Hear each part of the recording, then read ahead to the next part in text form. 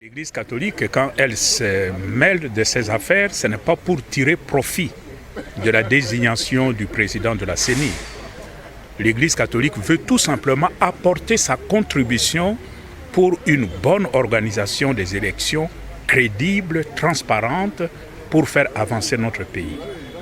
Mais nous constatons tout simplement qu'il y a de crocs à jambes, il y a des agendas qui ne sont pas nécessairement dans l'intérêt de la population qui bloque la désignation du président de la CENI.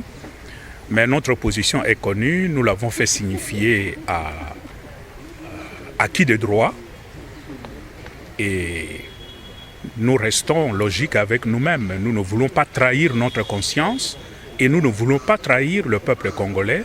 Nous pensons que si on veut aller de l'avant, mais le Congo a plus de 80 millions d'habitants.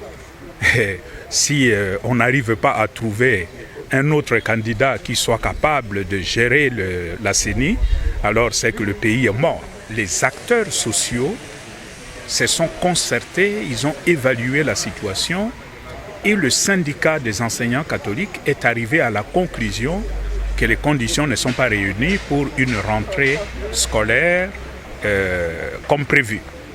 Ils ont décidé, et nous savons quand même que dans ces pays, le droit de grève est constitutionnel.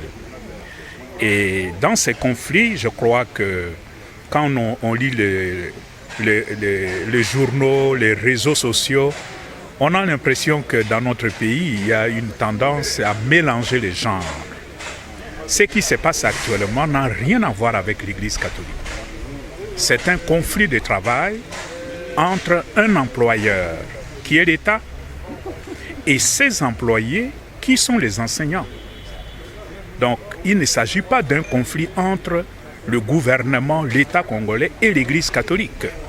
Il y en a qui font de mauvaises lectures et comme malheureusement ça devient une habitude chez nous, quand on est devant un cas comme ça, on commence tout de suite à insulter l'Église catholique, à insulter le cardinal, à insulter les évêques. Moi, je crois que nous descendons trop bas avec cette culture. Pour nous, Église catholique, nous sommes en dehors de ce conflit. C'est un conflit de travail entre un employeur, l'État, et ses employés qui sont des enseignants. Et la grève, à moins qu'on me dise le contraire, la grève est un droit constitutionnel dans notre pays. On ne peut pas intimider quelqu'un parce qu'il fait la grève, à moins que ce soit une grève anarchique. Mais s'il a respecté les conditions nécessaires pour une grève, c'est le droit des enseignants. Tout ce que je demande, et j'en appelle aux uns et aux autres, le gouvernement, le ministre de l'enseignement primaire et secondaire, et les enseignants, c'est plutôt privilégier le dialogue. C'est à travers le dialogue qu'ils trouveront des solutions.